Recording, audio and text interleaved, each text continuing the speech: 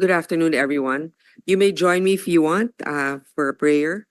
In the name of the Father, and of the Son, and of the Holy Spirit. Amen. Heavenly Father, please guide us today that we do right by our people, that we are guided and we scrutinize properly the budget as our responsibility. Thank you. In the name of the Father, Son, and the Holy Spirit. Amen. This briefing on the proposed budget of the Office of the Vice President is now called to order. First, I would like to thank and recognize and acknowledge the presence of Vice President Sara Duterte and the entire OVP delegation. Good afternoon, guys. Good afternoon. For orderly procedure, we begin with the presentation of the OVP. After that, we will open the floor for questions. Our tradition is to give preference to the Senate officers and then in order of arrival. I would like to acknowledge the presence of my colleague in today's budget briefing, Senator Villar, Senator Cynthia Villar, and of course, Senator Amy Marcos. Puro mga babae ngayon yung present. So we will begin with a brief opening statement before we have a briefing. If you have any opening statement, none. Okay, we shall begin now with the briefing of the Office of the Vice President. Thank you, Madam Chair. To our distinguished senators, good afternoon. I am pleased to introduce the members of the OVP delegation, Attorney Zulaika T. Lopez, Chief of Staff, Lemel G. Ortonio, Assistant Chief of Staff. Please raise your hand so that they will know who you are. Attorney Roslyn Sanchez, Director for Administrative and Financial Services Office. Attorney Sunshine Chari Fajarda, Director for Strategic Management Office. Norman Baloro, Director for Operations. Attorney Emily Rose Torrentira, Head Legal Affairs. Julieta Villa del Rey, Chief Accountant. Amar Dehe, Chief Disaster Operations Center. Maria Adeline Rabago, Officer in Charge, Budget Division. Colonel Raymond Dante Lachica, Vice President, Security and Protection Group. May I request the Secretariat to present our OVP? Thank you.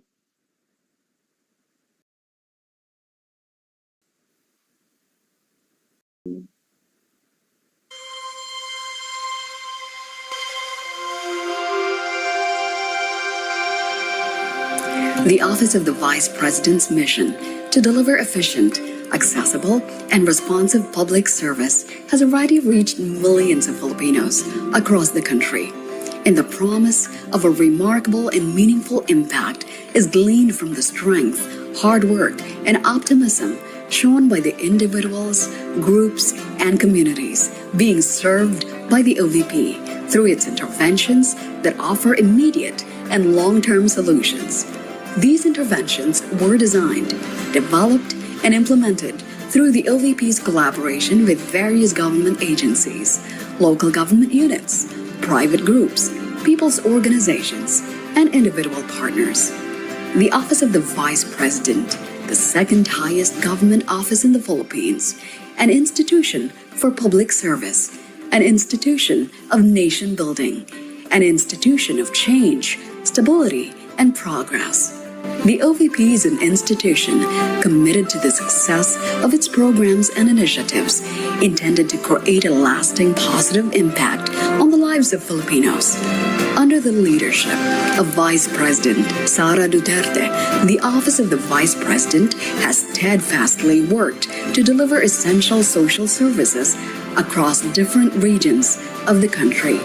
The OVP is an active participant in the movement to achieve the nation's aspiration to have a prosperous, inclusive, and resilient future. We at the OVP continue to share in the noble mission of improving the quality of life of every Filipino family, especially those in the most underserved communities. We provide vital public assistance programs that ensure support, aid in the plight of the vulnerable sectors, and help alleviate the challenges of poverty in many communities.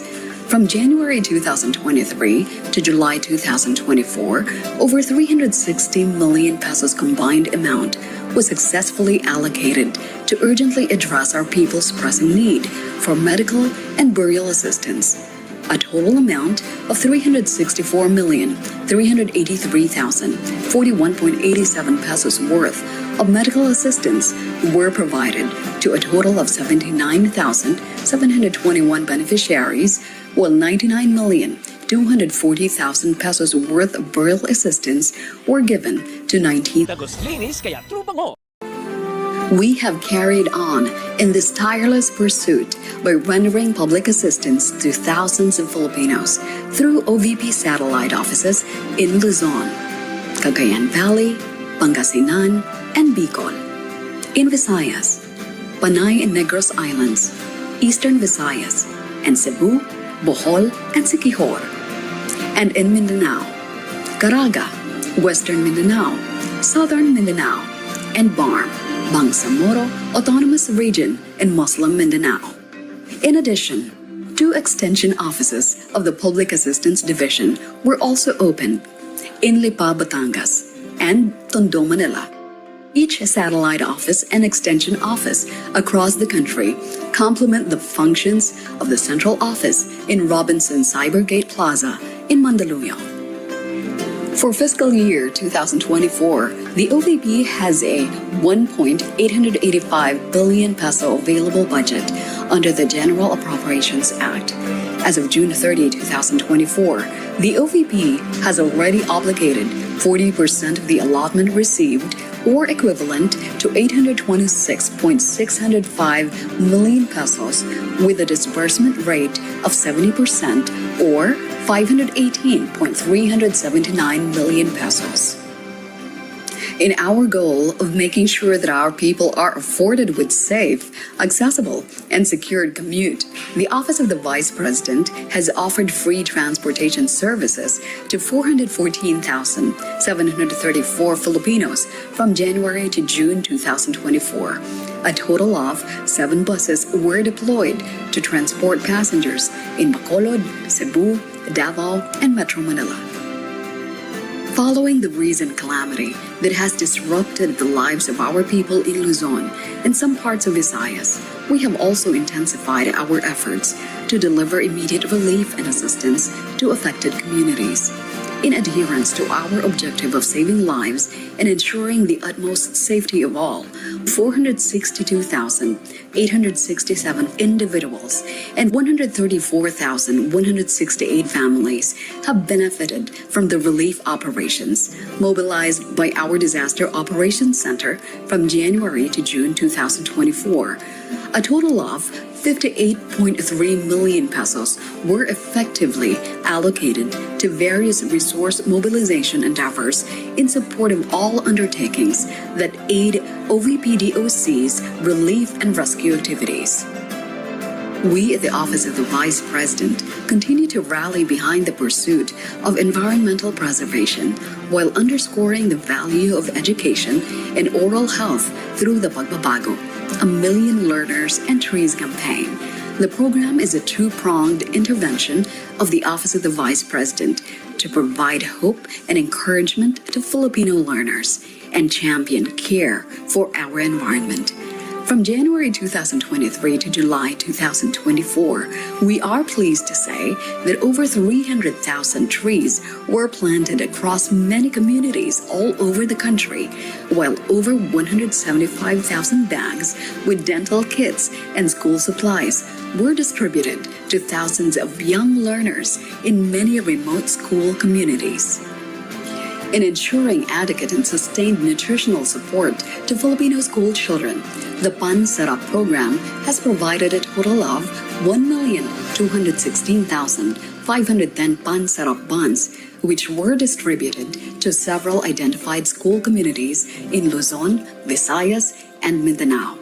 Our mission lies in our unwavering resolve to equip every young learner through nutrition, while leading them to a healthier future where they can actively nurture their growth potential. Aligning with the agenda of food security and sufficiency, we successfully initiated the distribution of rice bags and food packs to 36,260 Filipino families and individuals who are facing the challenges of hunger and food insecurity. The RISE program of the Office of the Vice President is conducted to extend immediate relief and provide necessary support to our disadvantaged Filipinos under difficult situations. We reiterate our goal of helping our people realize their hopes for better quality of life by paving avenues that urgently address their most pressing needs.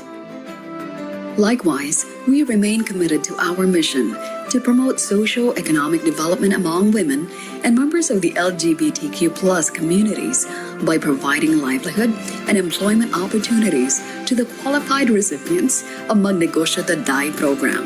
From January 2023 to July 2024, a total of 1,965,000 worth of livelihood assistance was successfully granted to 50 qualified recipients.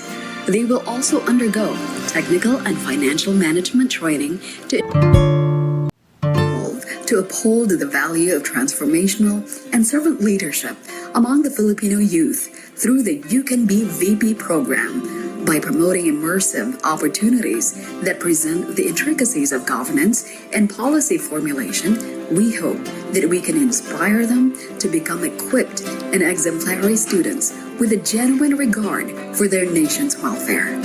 Covering the period of January 2023 to June 2024, 255 local and international engagements were attended by the Office of the Vice President to show support and express our gratitude for the commendable social, civic, and development efforts undertaken by various organizations in the public and private sector. For 2025, the recommended budget for OVP is 2.37 billion pesos, an 8.05 increase compared to the current year appropriation amounting to 1.885 billion pesos. This proposal, once approved, will enable the OVP to continue the operations of the satellite offices and extension offices. It will also ensure the success of the expanded OVP's social services. Hand in hand, we will usher in innovation, carry on transformative progress, and shape a more prosperous future for our people, our communities, and our country. The OVP shares the hopes, aspirations, and dreams of the Filipinos, and we at the OVP take pride that it is an institution that puts the welfare of the Filipinos at the heart of its mission. The OVP commits to lead, serve, uplift, and empower the Filipinos. Ang tanggapan ng pangalawang Pangulo ng Pilipinas, pamumunuan, paglilingkuran, aalalayan ang mga Pilipino. Lagi kaming tapat sa bayan.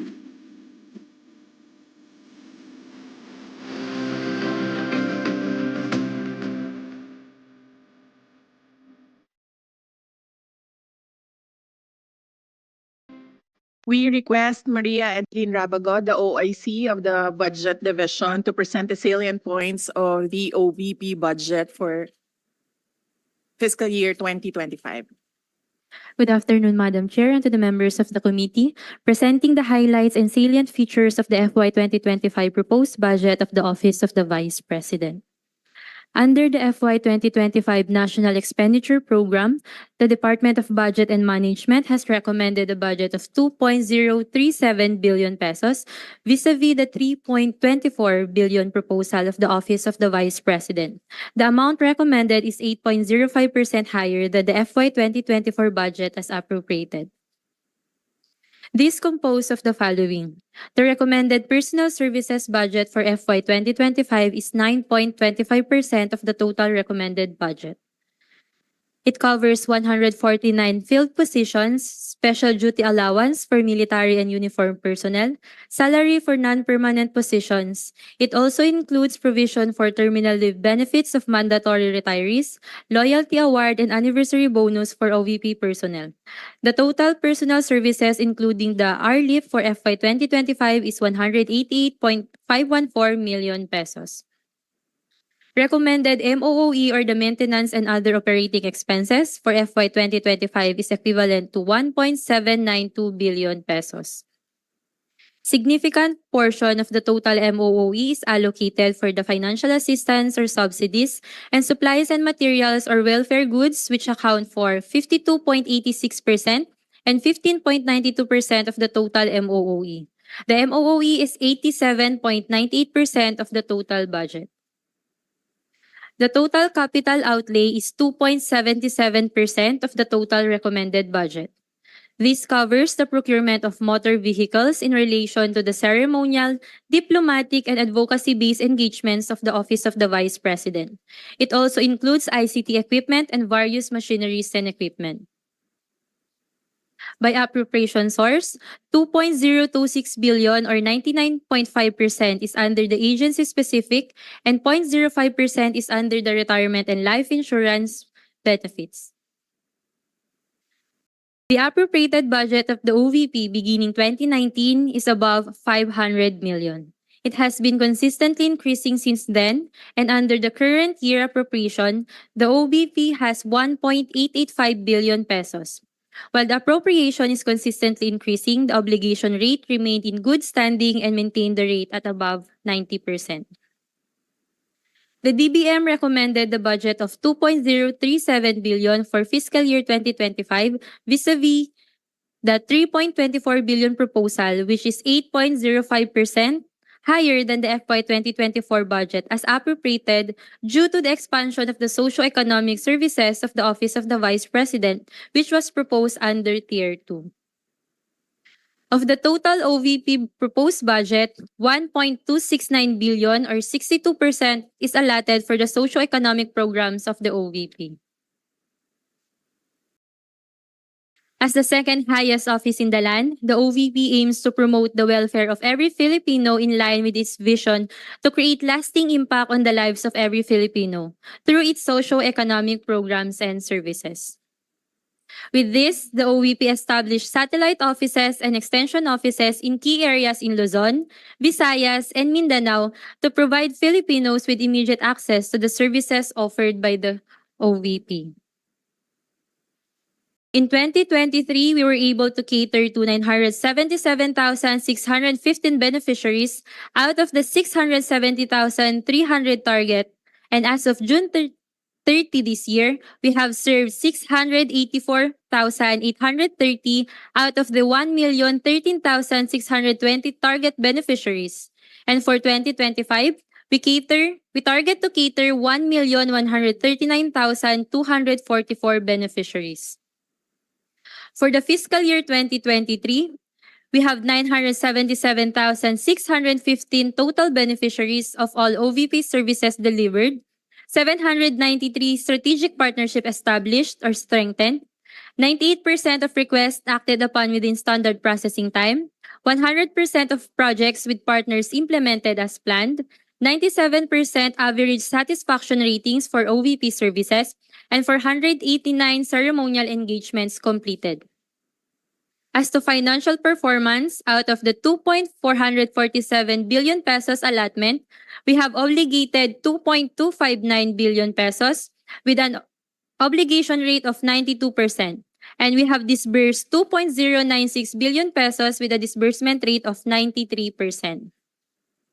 As of June 30 of this year, we have 684,830 beneficiaries of all OVP services delivered, 287 strategic partnership established or strengthened, 98.8% of requests acted upon within standard processing time, 98.7% of projects with partners implemented as planned, 97.3% average satisfaction ratings of OVP services, and 255 ceremonial engagements completed. As to financial performance of the first semester of the fiscal year 2024, out of the 2.072 billion pesos allotment, we have obligated 826.6 million pesos with obligation rate of 40% and disbursed 518.379 million with a disbursement rate of 70%. As the second highest office in the land, the OVP carries out functions that complements work of other government agencies while advancing the well-being of the Filipino people. With a mission to deliver efficient, accessible, and responsive public services, our work resonates at the core of our nation's welfare and progress. Thank you very much. Tagal ni Mama, Thank you, Ma'am Edeline. Madam Chair, the OVP is ready to accept questions. Thank Before you. we open the floor for questions, Senator Bato de la Rosa would like to give an opening statement.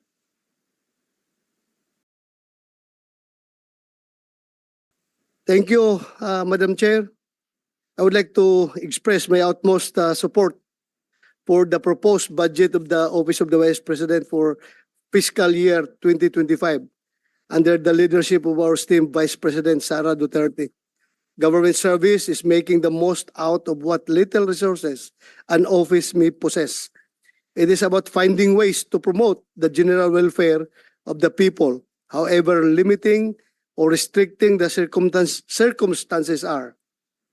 The OVP can only do so much with its annual budget, but it has set a good example to other government offices and agencies in maximizing funds. Vice President Sara Duterte could have just stood by and done nothing, but she chose a more proactive role in furthering the noble cause of Bangon Pilipinas, which is inclusivity in achieving economic and social growth. I have full confidence that the leadership of our Vice President is guided by her deep commitment to unite a country whose political landscape is constantly beset by indivision. Thank you, Madam Chair.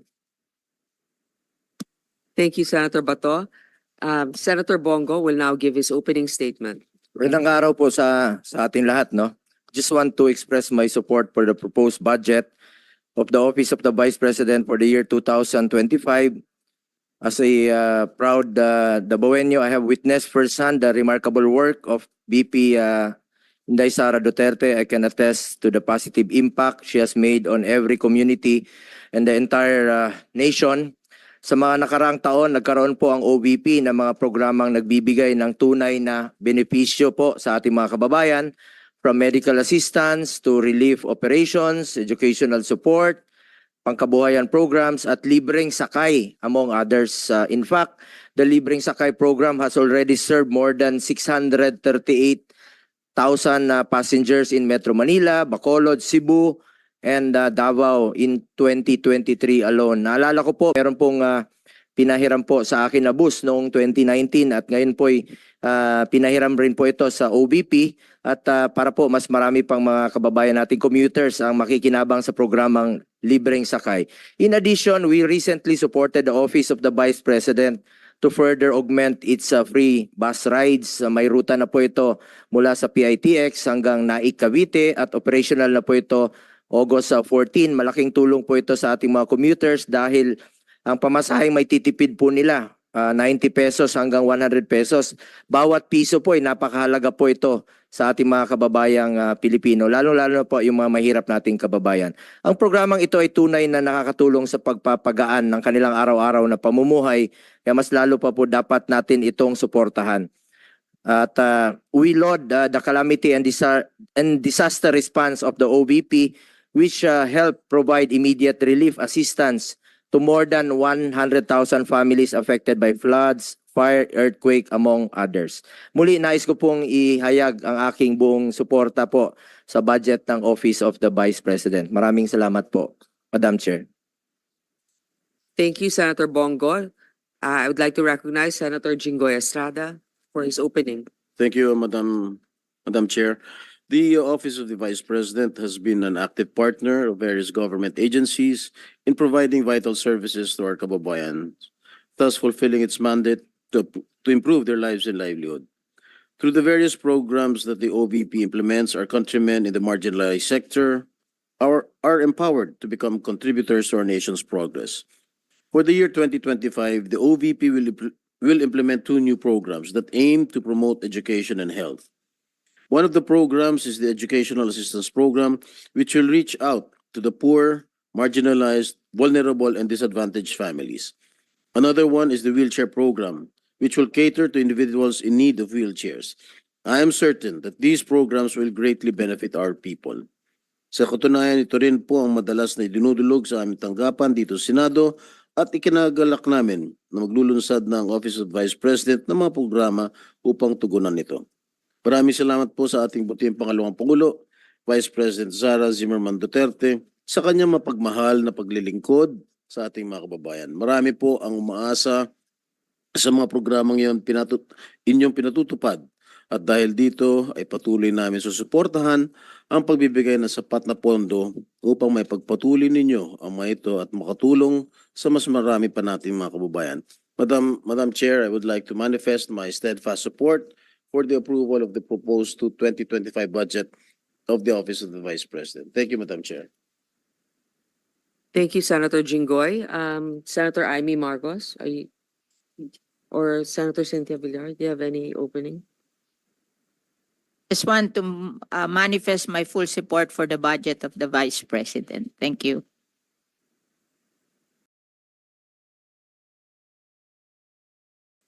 No introductory statements thus far, but from what I've seen, I think the limited budget of the Office of the Vice President is an illustration that budgetary restraints should not serve as limitations in performing, but should inspire other government offices to be more innovative and to have more initiative. So it should be an illustration of how we should really deliver services to the people. So thank you, the Office of the Vice President. I am here to show my full support to the immediate passage of the budget of the Office of the Vice President. Thank you. Thank you, Senator Tolentino. I'd like to acknowledge the presence of my colleagues here today. I think I've only acknowledged two. I should acknowledge also Senator Tolentino, Senator Bongo, earlier Senator Bato, Senator Jinggoy Estrada, and now Senator Risa Hontiveros.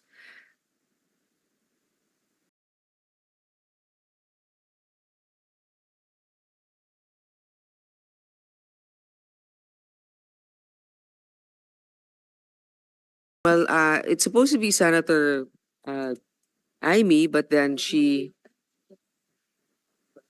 doesn't really.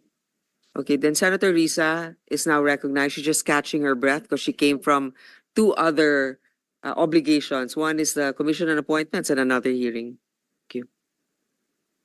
Salamat po, Chair, at magandang hapon po sa lahat, mga kasama ko sa Senado at yung OVP family. Dalawang tanong lang po, Chair, para ngayong araw. Una po, I note that a huge chunk of the OVP's 2025 operations budget, 1.909 billion pesos, will be used for the delivery of socio-economic programs, such as one medical and burial assistance program.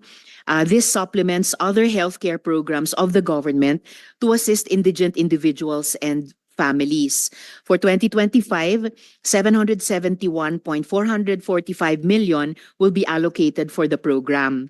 Sa loob niyan, 600 million pesos for medical assistance and 171.445 million for burial assistance, which are, Madam Chair, very similar to the medical assistance to indigent or financially incapacitated patients program o MAIF-IP of the DOH. And DSWDs, Assistance for Individuals in Crisis Situations, or AICS. Pangalawa, disaster operations, which aims to provide relief goods to disaster-stricken areas not commonly reached by other agencies. Para doon, 101.644 million pesos. And is also similar doon naman sa disaster risk management program of the DSWD. Third, relief for individuals in crisis and emergencies, or providing food boxes or food items to families who are ineligible for OVP's other services, so 50 million pesos, which is also similar to DSWD's AIX. And last, Magnegosyo Taday, livelihood assistance for those with entrepreneurial skills, 150 million pesos, which is also similar to DOLE's naman, Integrated Livelihood Program o DLIP. So, ang tanong ko po dito, Madam Chair, anong nag-lead sa OVP na mag-consider na i-launch yung ganitong programs? May ginawa bang studies para suportahan yung pagkakaroon ng ganitong programs na parallel naman sa katulad at existing programs ng iba't iba nating line agencies, Madam Chair? Yes, Madam Chair. Thank you.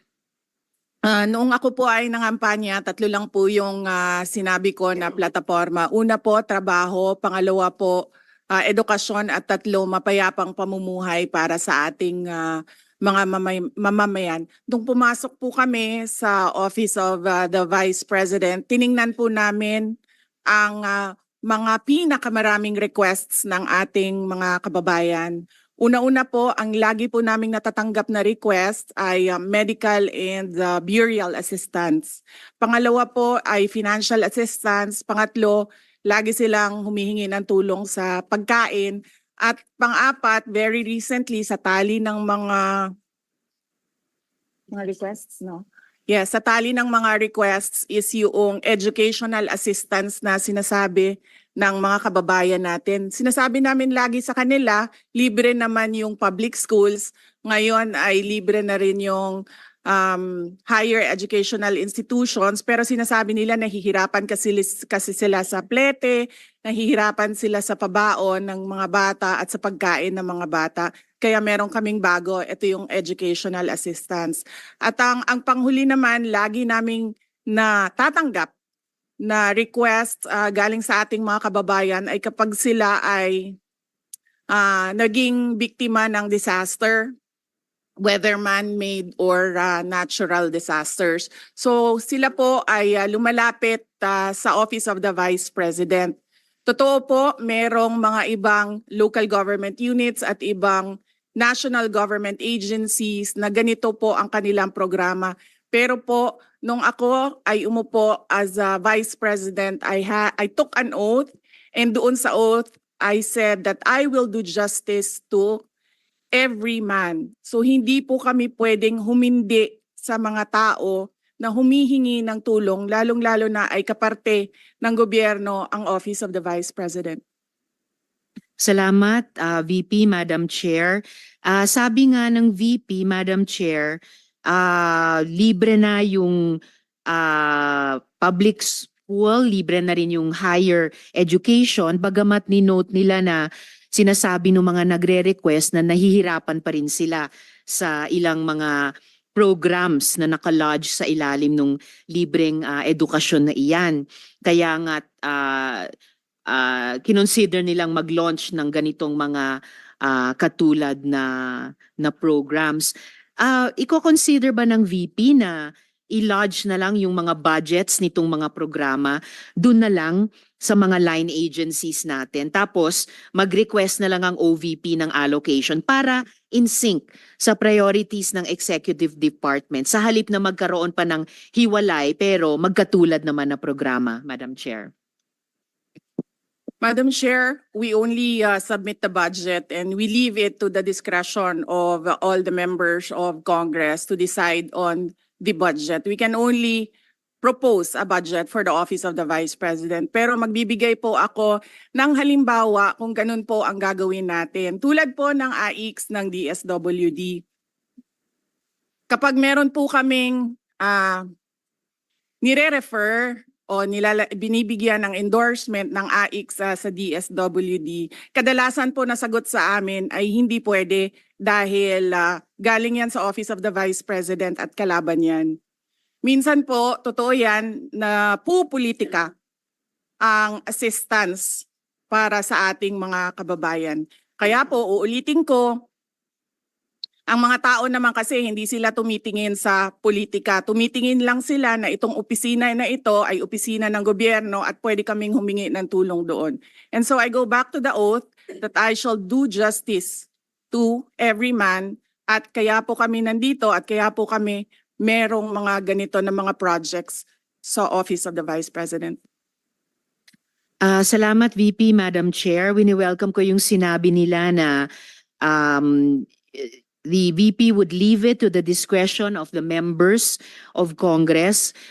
Medyo nagitla ako nung sinabing minsan pag may nire-refer ang OVP para sa IX, ang feedback ay kalaban niyan. Dahil Madam Chair, I believe tayo sa Kongreso when we appropriate the budget, merong implicit na assumption tayo doon na pagkatapos, in the exercise of our oversight function, yung parehong level ng professionalism we demand of ourselves ay presumption of regularity, ina-expect natin sa lahat ng members ng executive, lalo na when they are working together. Kaya, gaya ng sinabi ko kanina, wini-welcome ko yung sinabi ni VP na they would leave it to the discretion of the members of Congress, and tayo naman ay hindi tayo bibitaw sa mahigpit nating pag-ensure na these programs be implemented by the appropriate agencies o kahit in collaboration with each other na naaayon talaga sa tamang standards above partisan politics. And therefore, at the proper time, Madam Chair, gagawa ako ng proper motion para i-lodge yung budgets ng mga programang ito sa line agencies na may klarong opportunity for OVP na mag-request for allocation as for other offices in the executive. Yung huling tanong ko sa ngayon, Madam Chair, for 2025, one of the OVP's programs, Pagbabago Campaign, 1 Million Learners Entries, involves the provision of bags to 1 million learners in remote communities while initiating tree planting activities. This gets an appropriation of 100 million pesos. Part of this campaign is an allocation of 10 million pesos for the distribution of Isang Kaibigan books, a children's book authored by the VP. Pwede po bang sabihin ni VP sa atin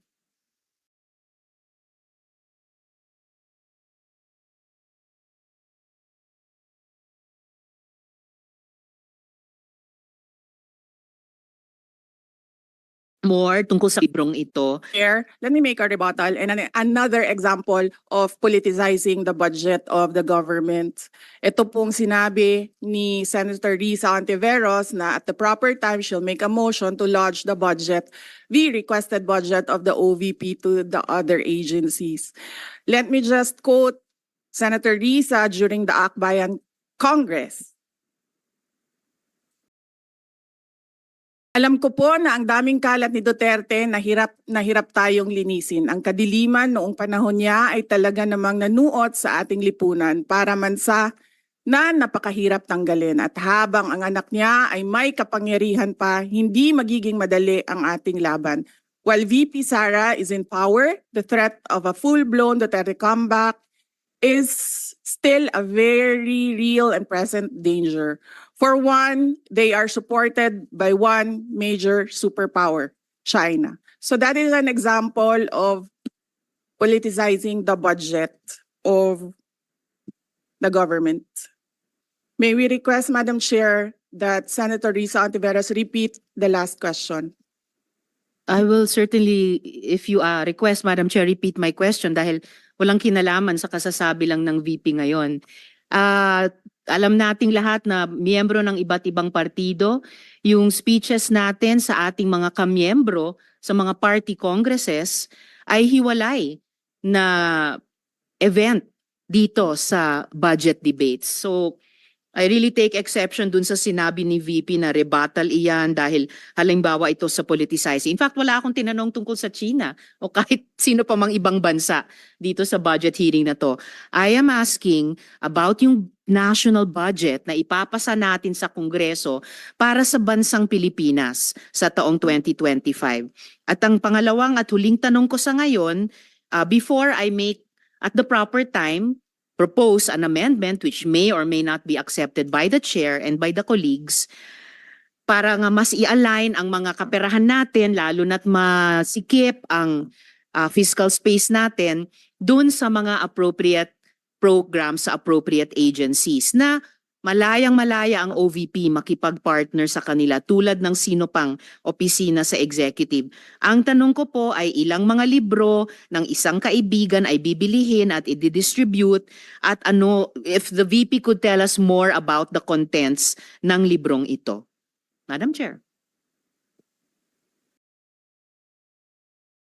Madam Chair, the book is not for sale. We only pay for the publication of the book. And we will send Senator Antiveros a copy so that she will know what is the content of the book. Oh, this question is not only for me, Madam Chair, para rin para sa mga kasama dito sa budget hearing. Baka ilang araw pa bago mapadala at mabasa ko, which I certainly will. But I am asking a question bilang isang mambabatas sa head of agency ng isang opisina sa executive dito sa budget hearing na to. Simpleng tanong. Tell us more about the book, isang kaibigan, at ilang kopya nito ang bibilihin ng gobyerno sa halagang 10 milyong piso at i-distribute sa kasama ng mga bags sa 1 million learners sa remote communities. Madam Chair. Madam Chair, this is an example of politicizing the budget hearing through the questions of a senator. Ang problema niya kasi, nakalagay yung pangalan ko doon sa libro. At yung libro na yan, ibibigay namin doon sa mga bata. At yung mga bata na yan, may mga magulang na boboto. At yung pangalan ko ay nagkalat doon sa kung saan man ibibigay yung libro. Madam Chair, we commit to send tomorrow everyone in this room a copy of the book. Madam Chair, hindi ko maintindihan yung ugali ng ating resource person. It is a simple question. Paulit-ulit na this is politicizing. Ang VP ang nagbanggit ng salitang boboto. Wala akong sinabing boboto. I'm simply asking, hindi ko ma-imagine we're making so much trouble, so much fuss about a 10 million peso item na itinatanong ko lang simpleng, what is the book about? At ilang kopya ang bibilihin ng gobyerno sa halagang 10 milyong piso at i-distribute. I don't appreciate this kind of attitude, Madam Chair.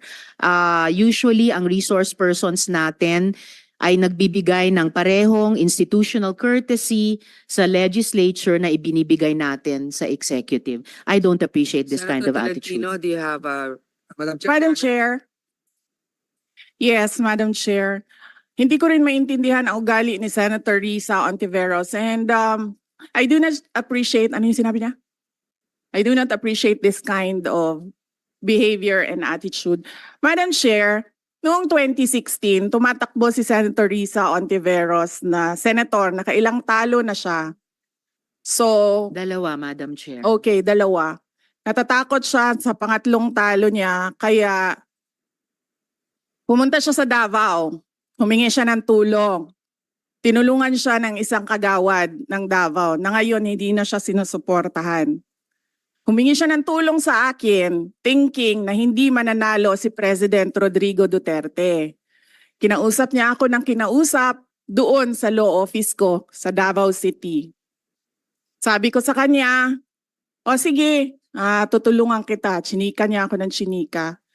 Tapos umalis siya.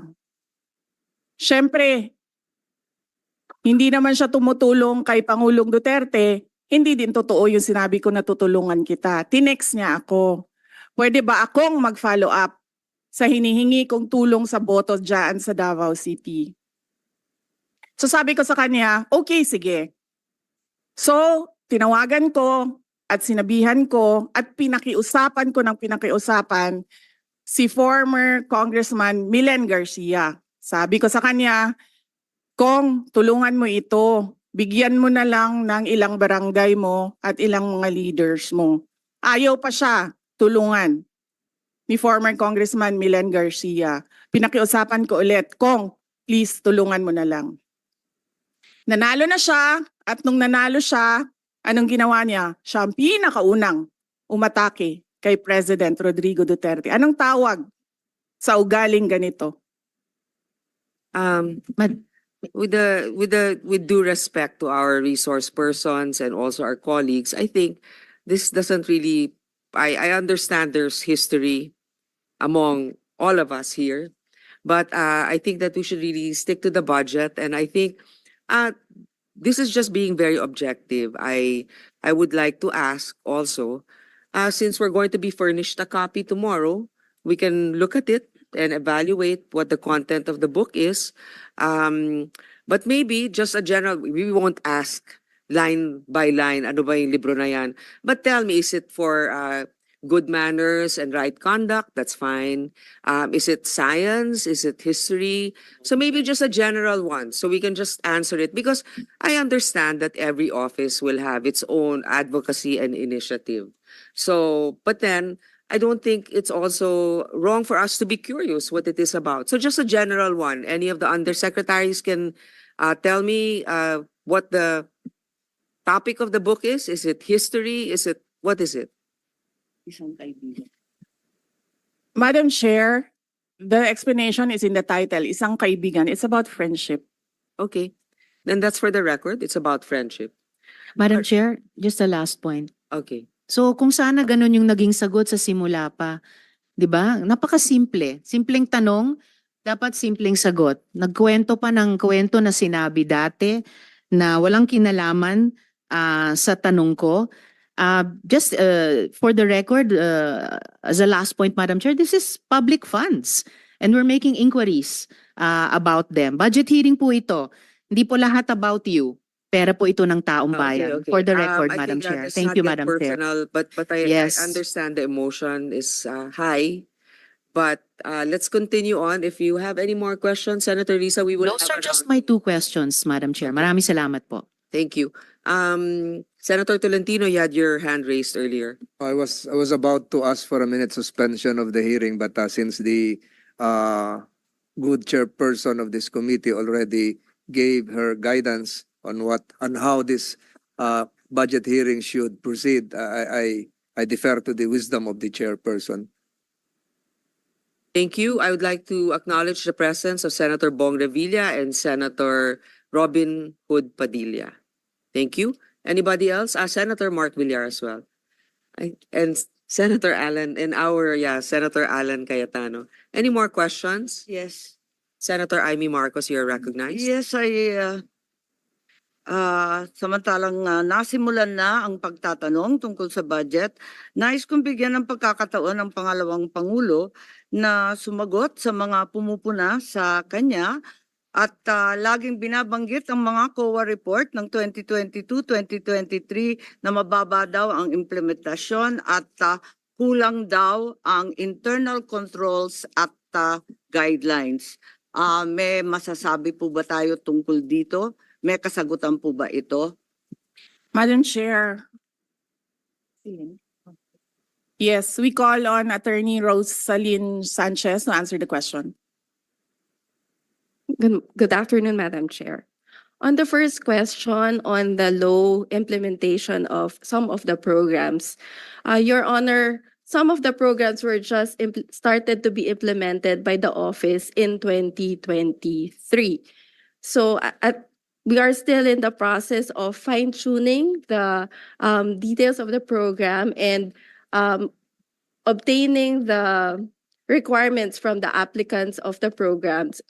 Specifically on the Magnegosyo Taday project, we have seen that some of our target beneficiaries have difficulty in complying with the requirements, and we are closely working with the Commission on Audit to streamline the process for the application of the program. And on the controls, on the matter of controls, Madam Chair, we would like to know that we have not received, we would like to know that audit findings are still not yet final, and we are again working closely with COA to improve our processes and address the issues that they have raised during the audit, Madam Chair.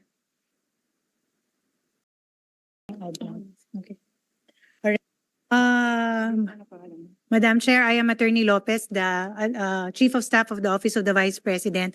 As regards the first question on the matter of the low implementation rate of the Office of the Vice President, for the past 2 years, Your Honor, for year 2022 and 2023, as we have presented early on, the Office of the Vice President has a 92% utilization rate actually, but it is as of now, as of June, July, the rate is stands at 40%, primarily because most of our programs are rolled out towards the second semester. Particularly, for example, the Pagbabago Bag in time for the opening of the school year, and also the launch of our Pansara program, which we will also be launching upon school opening. So this is a big bulk of the budget of the Office of the Vice President. Hence, there is a low utilization rate. But at the end of the year, all of this, Madam Chair, as we have, as records will bear out, it will be around the 90 to 92% utilization rate. Yes, congratulations. So that therefore, those who say that the same observations have been made by COA for the past 2 years are inaccurate and unaware of the actions already taken by the OVP. Is that correct? Ma'am, the matter of the low, it is correct as regards the matter of the first semester, because we really do have a low utilization rate even for the past years as regards the first semester. But The towards the repeated observation from COA is regards to the inadequate guidelines, processes, and the lack of internal control. Yun ang naulit ng 2 taon. Na isaayos na ba yan? Kasi Opo. nabanggit ni attorney na kausap na ninyo yung COA at ginagawa na ng guidelines na sapat. That is correct, Your Honor. We are working continuously with the team from the Commission on Audit to improve and streamline our processes and guidelines. Nakakatuwa yung budget ninyo, nautangan pa kayo ng CHED. Nabayaran na ba kayo ng 18 million na utang?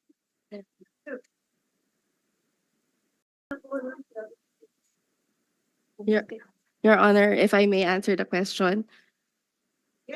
Okay. Your Honor, there was partial liquidation by CHED from the time that we had our budget hearing last year until this year, but there is still a remaining amount of 1,993,500 pesos, Your Honor, out of the original 18 million. Hindi kayo nag-iisa. Ang CHED may utang din sa mga senador. Kaya't yun ang nakakatuwa sa CHED kung saan-saan napupunta yung pera. At wala na po akong tanong. Ang sasabihin ko lang, talagang hindi naman sa barangay lamang napupolitika yung ayuda, pati dito sa mga senador, pati sa ating pangalawang Pangulo. Senator Alan Cayetano is now recognized. Good afternoon, Madam Chair, Madam Vice President, magandang hapon po, and welcome to the Senate. Magandang tanghali. I'd like to note that this committee is ruled by the women and kaming mga men ay nasa sidelines lang. I'd also like to note that although as a senator, naintindihan ko si Senator Risa na siyempre mas gusto kong cordial yung sagutan. But we also have to take into context that this is both legislative and political. And there are attacks against the Vice President regardless saan nanggagaling. So, a little bit of latitude dahil we want kakampi man o kalaban to feel welcome. But I agree with Senator Risa naman na, how do we make it more cordial, no? So, Madam Vice President, may I ask just one question? Actually, 2 One, nag-lunch na po ba kayo? And Yes, Senator Cayetano, nag-lunch na po ako. And I'm very cordial yes, when it ma'am. comes to international diplomatic relations. Gusto nyo i-discuss natin yung West Philippine Sea. Yes. But hindi kasi ako plastic na tao. No, I agree with you, ma'am. That's why nga sinasabi ko po na hindi lang to legislative, political din. That's why you should be given the latitude to answer in the way that you feel it could be properly answered, di ba? So kaya ko lang tinanong kung nag-lunch kayo kasi in the first 2 years, I know that you got a very warm welcome sa Senate. So I'm hoping sa budget hearing it doesn't change, no? I remember ang daming pumunta sa lunch noon. So my question lang ma'am is what can we do for the Office of the Vice President? Meron bang ni-request sa DBM na wala sa budget niyo so that we can consider it at the proper time? No, we are already okay with the approved budget from the Department of Budget. The approved proposed budget in the NEP from the Department of Budget and Management, and we leave it up to members of Congress to decide on the budget. Thank you. Thank you, Madam Chair. Thank you to the Office of the Vice President. Any more questions? Well, so it's always the chair that has the last spot for questions. So let me just ask, of course, the security of every government official is very important. And recently, it was discussed that a number of security personnel was taken out from the Office of the Vice President. I think, if I'm not mistaken, totally, the PNP said they recalled 373 personnel across all agencies. So I'd like to know, baka naman wala nang natirang security sa OVP, hindi naman, ano na bang status? Ilan ang tinanggal na security at meron bang nagbabantay ngayon? Madam Chair, may I be allowed to give a very long answer about the security? Sure, as long as it answers the question. Sige, ma'am. Opo.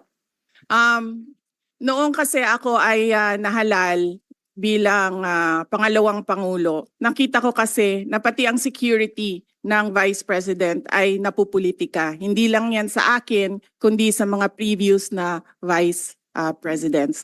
Kaya nung tapos na ang eleksyon pero hindi pa ako naupo, sumulat ako kay former Secretary Delphine Lorenzana. Sinabi ko sa kanya, Sir, ang security ng Vice President should only be up to the level of the Vice President. Hindi po pwede na umakyat ang information at ang security ng Vice President sa iba pang opisyal. And at the time, the Chief of Staff of the Armed Forces of the Philippines and the Secretary of the Department of National Defense agreed.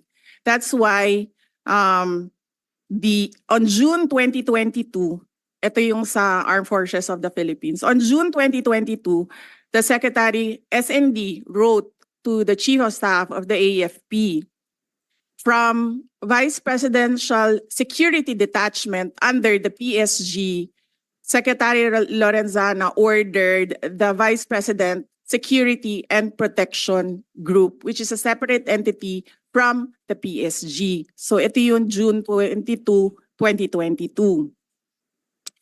Ngayon, nag-issue ng orders ang AFP GHQ ng General Order 0917 to activate the reorganization from detachment to security group. On July 5, 2022, the activation order and the table of organization and equipment was released. Yes. All right. So, hindi ko alam kung ano ang nangyari sa Philippine National Police, but apparently they decided that they will mirror what the AFP did. So, noong December 9, 2022, inactivate ang Vice Presidential Protection Division under the PSPG. Ito under ng NHQ General Order OPL 22-22 and NAPOLCOM Resolution 2022-0675. Kaya po mali yung sinasabi ng lahat, hindi lang ako nagsasalita, ngayon lang ako nabigyan ng opportunity na magsalita. Hindi po tama na ikumpara yung term ni Vice President Leni Robredo at yung term ko in terms of security. Dahil yung security, yung VP-SPG at yung VP-PD sa PNP ay meron pong orders lahat. Ibig sabihin, there is a basis in law doon sa pag-activate sa kanila. Ngayon,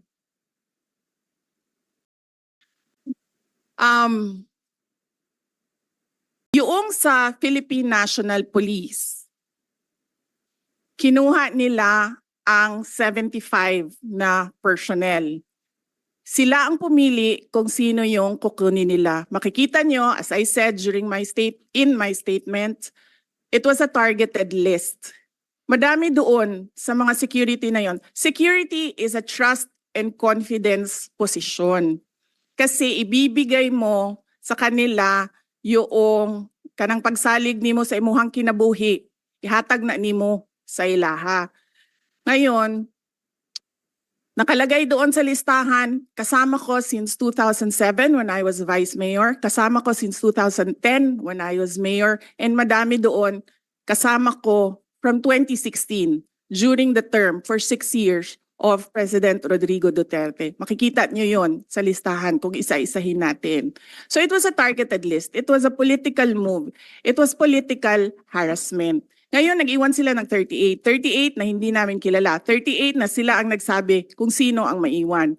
Sinalatan namin sila, sinabi namin, hindi na namin tatanggapin yung 38 ninyo. Ibabalik na namin yan sila lahat sa inyo. So there are no more PNP personnel in the Office of the Vice President. Ang naiwan na lang ay yung mga nasa VP SPG under the Armed Forces of the Philippines. Wala pong ginagastos ang OVP sa sweldo nito nila lahat dahil hindi po sila hinahire. Personnel na po sila ng ating AFP na dinidetail papunta sa Office of the Vice President. So, to answer your question, Madam Chair, meron pong security and all of them under AFP because we refused the personnel na sinabi, ito na naman tayo kay General Marbil, na sinabi niya, ibabalik niya kapag mag-request kami. Sinulatan nila kami na mag-request kayo kasi ibabalik namin. Hindi ko gagawin yan. Thank you, Madam Vice President. So right now, your security detail is composed of AFP officers, soldiers, I suppose. Yes, Madam Chair, officers and enlisted personnel. Mga ilan kaya sila? May we request Colonel Lachica to answer? Nakakagulat din yung statement ng PNP. I guess he wants it on his record, but I find it a little also irregular na you're right, it's a trust issue.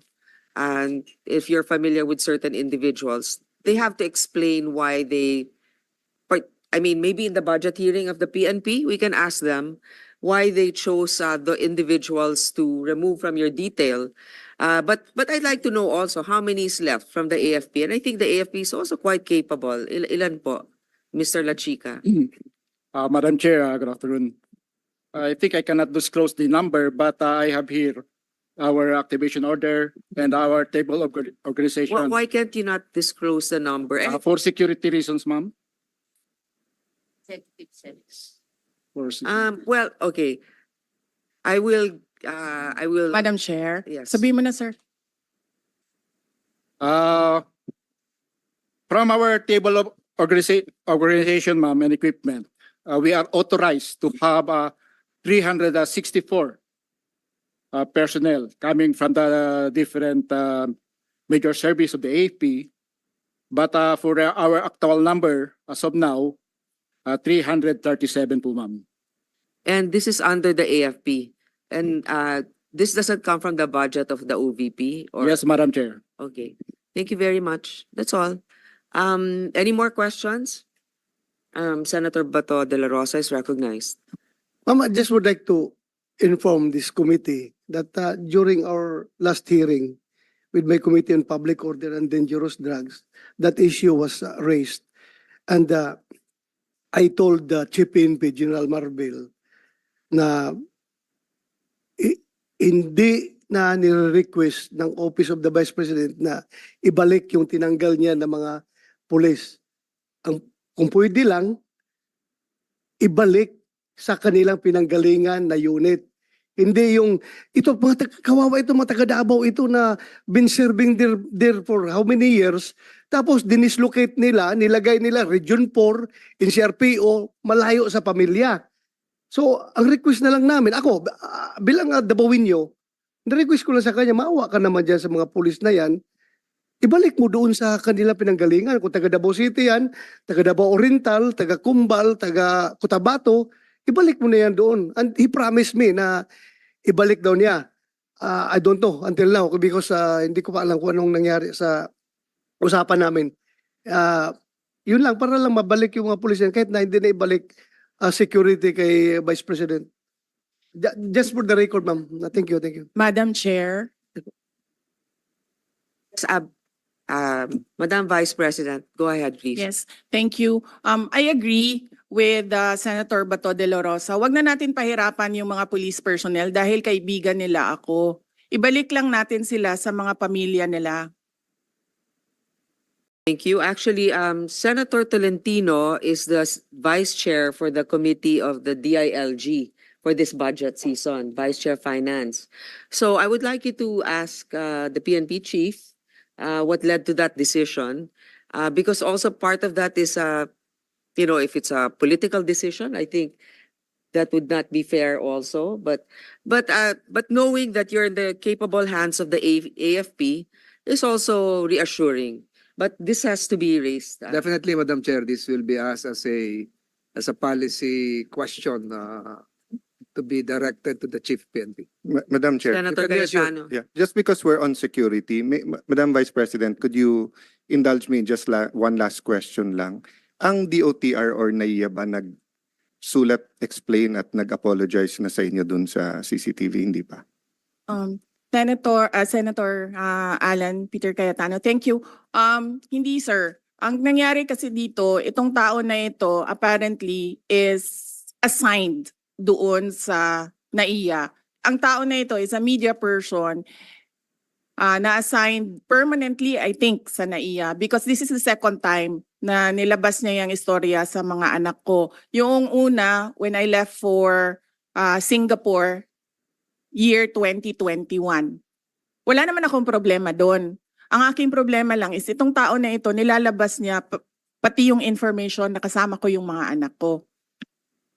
Alam namin kung sino siya. We have footage na kumukuha siya ng cellphone footage. Ang sinasabi ko lang doon sa aking statement ay dapat siguro i-beef up ng NAIA ang security nila dahil may tao doon sa boarding lounge na hindi pasahero at hindi employee ng gobyerno at hindi employee ng NAIA. Yun yung sinasabi ko. If you want to have a world-class airport, dapat world-class din yung security natin. Hindi siya pasahero. And in certain areas, bawal talaga, di ba? Sa immigration, dun sa may... there's certain areas na bawal kumuha. The reason I asked it, Madam Vice President, is, yun nga, yung minsan kasi nasa-sensationalize, nagkakampihan, but nakakalimutan yung point eh. So I don't know when it started, kung 2010, 2013, but I remember, Senator Risa, nung nagrarally tayo, nung anti-GMA, di ba? Sa rally ka lang makakita ng pulis na may camera, na may phone or camera, nakukunan tayo. But ngayon actually, pag landing mo sa airport, if you take a car or a chopper, parang SOP na ng police, nakunan ng picture. Minsan tinesting ko sila, sabi ko selfie na lang, sama kayo. Hindi. So I don't know, given the situation na nangyari sa inyo na pati pamilya, as you said, no? Like ako, sanay naman ako kunan ng picture whether they love me or hate me. That's why they want to get a picture. Minsan, pinapalitan yung lumabas doon sa 10,000 doon sa Rockwell. Actually, pinalitan nila yung audio eh. So, lumabas pa sa TV. Baliktad. Sumisigaw na idol ko si Alan, pinalitan nila na minumura ako. Then yun yung lumabas. But the point is, just like the Vice President, what if you're with your kids? What if you're with your pamangkens? What if may nakipicture lang sa'yo? What if may kasabay ka lang sa aeroplano, sa fast craft, or sa ano? So hindi ba, I don't know, Senator Bato, ikaw lang ang highest ranking PNP dito eh. Bakit ba may ganun? I mean, hindi ba sufficiente naman? I'm not I didn't intend to ask you. Baka I asked this But para I intend matanong to din. answer. Yeah. But I intend to Kasi- answer. No, kasi my point of view naman is, if it's for the record, unang-una, pag sumakay ka ng helicopter or ng aeroplano, dapat talaga may manifest yon. Pag landing mo, nandun yung police, eyewitness ka naman, dapat isulat yon. So if factually, pumunta yung Vice President sa aeroplano, sumakay sa papuntang Davao, factually naman pwede mo isulat eh. Hindi mo naman kailangan ng project nga, ang daming ghost, ayaw kunan ng COA at saka ng DPWH ng cellphone, nawawala yung project eh. Pero tao sa atin, yung security, parang medyo, yun nga, I find the problem, baka we should really look into that. I would like to also give my experience on that. What I noticed is, for example, we're a guest in a certain event or in a province, usually without even us requesting, the local government will ask the PNP to assist a public figure. And the reason why they take pictures, and just like Senator Alan, I thought at first they wanted a selfie, but apparently it's to provide proof to their commanders that they render the service. Now, it's a different story if they just take a picture for the fun of it, to give, I don't know, for others, in areas where, let's say, there's limited access. So But that's to that point, Madam Chair, wala akong problema na kunan mo eh. But yung storage at paanong gagamitin, given that, so for example, we're talking about security ngayon, di ba? Kung sa Secret Service nga, na pinaka-professional, na kahit Democrat o Republican, may congressional hearing ngayon dahil dun sa nakalusot kay ex-President Trump. Sa atin pa kaya na we try na walang politika sa PNP at saka sa AFP, pero nakikita naman natin kahit anong administrasyon, meron talagang tendency. So, my point is, if they're there to keep their officials safe, is it actually safe? As the Vice President said, that nasa terminal ka na high security, meron may cellphone, kumukuha, hindi naman pala empleyado. So wala naman silang pananagutan sa batas or sa airport. Ganun din sa atin, wherever we go. Pagka nag-bus ako papuntang Bicol, kung 8 hours yun, pupungas-pungas ka pa pagbaba mo. Kailangan mo siguraduhin na ano ka kasi may kukuha sa'yo. Then you don't know where that picture will go. You know, sometimes things happen for us to look into it. So I'm nalulungkot ako na yung na-involve yung pamilya ng ating Vice President, regardless no of whether we are for or against her politically. But I'm that this can get out of hand given the number of pictures, and yung DICT tumawag sa akin dahil sa Committee on Science and Technology at sabi nga lang, grabe na ngayon yung hindi na katulad ng araw sa atin, Photoshop lang. Ngayon pati boses, yung AI, yung deepfake, di ba? So pati video talagang pwedeng i-manipulate, no? kahit nga hindi ka nakunan pwedeng lumabas na may picture. No, as public figures, we cannot really avoid having our picture taken, but the issue here is in an area that's restricted. So I think that the DOTR has to do their best effort to make sure that only authorized individuals are in certain areas, and that they also have to take care of their CCTV, whatever. I mean, unless it's for the interest of the public, the safety of our national security issue, they better be careful with the information that they are handling. Senator Bato, you're recognized. Yeah, thank you, Madam Chair. Yung, another issue na naman ito na sigurong i-raise natin ito pagdating sa budget hearing ng BI. Dahil nga, itong Vice President natin, nalalabas ng bansa, minumonitor nila. May nakuhang picture, pinalabas ang picture, pero yung wanted na si Alice Go, nakalabas ng bansa, hindi nila nakuha na picture. Anong klaseng mga government agency ito? Itong Vice President natin na walang violation of law na ginawa, may malicious intent pa talaga na kinunan na picture, pinalabas at ginawang issue during the during the bagyo, ganun, ginawa ng political issue. Ngayon, ito ngayong si Alice Go na wanted nang may lumabas na warrant, hinahanap ng komite ni Senator Risa, nakalabas na walang kaabog-abog, hindi mo lang na-monitor nila. So parang wrong focus of priority itong mga tao natin sa airport. We have to ask them during the budget hearing anong priority nila. Politika ba o yung mandato nila? That's all, Madam Chair. Actually, I sympathize with our colleagues here na pinaghirapan talaga nila yung hearing doon sa POGO issue. Tapos walang parang kooperasyon sa mga, hindi ko naman sinilala lahat ha, doon sa imposible kasing makakaalis yon na walang otoridad na kasangkot. Diba? So anyway, that's another topic. So Madam just Chair. open that up during Yeah. the budget hearing of the PNP. Madam, Ah. just to put a conclusion, Madam Vice President, sa akin kasi po yung, kaya ko bringing up po yun, kasi iba po yung mali at iba yung hindi nila inaamin na mali. No, meaning dapat pagkalabas ng video na yon, nag-announce na kagad yung airport or yung picture, di ba, na we apologize to the public, to the Vice President, because you're our Vice President. I mean, whether they voted for you or not, President Marcos is our president, whether we voted for him or not. So, amin kayo eh. So, pag ginawa sa inyo, halimbawa, kung ginawa sa inyo yan sa ibang bansa, nagwawala na yung DFA, no? So, ang point ko, Madam Chair, wala ka kasing narinig ka agad from the airport that we apologize, we're investigating, we have new guidelines, etc. That's why tinulay ko dun sa police, because it could suddenly happen to an ordinary mayor, congressman, barangay captain, if we're taking pictures everywhere. At ano, having said that, as you said, we're open naman. Wala naman tayo tinatago sa public. Baka gantihan ko na lang yung ibang police. Kukunan ko rin sila pag nasa fort sila. Kukunan ko rin sila ng kukunan ng picture. Okay, I think there are no more questions. Senator Gatchalian is recognized. Do you have questions, sir, or just a message of support, perhaps? Thank you, Madam Chairman. I'm just here to express my support, my full support to the budget of the Vice President. Thank you. Thank you. With no other questions? I manifest the wholehearted approval of the greater number of the members of this committee, and that therefore it should be endorsed to the mother committee.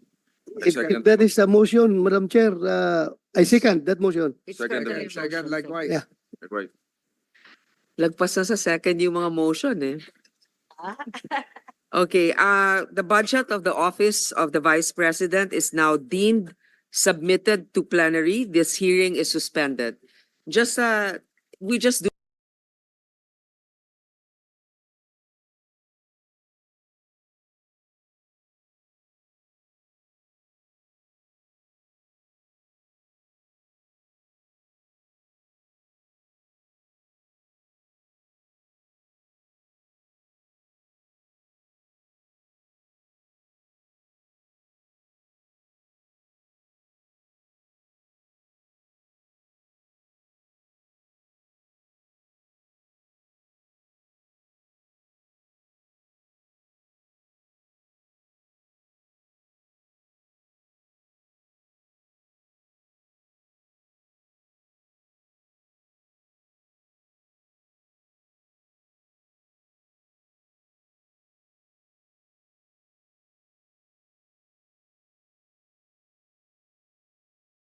answers, and also for the Vice President, asking Mr. Lachica, Colonel Lachica, to be transparent. So thank you very much and good afternoon.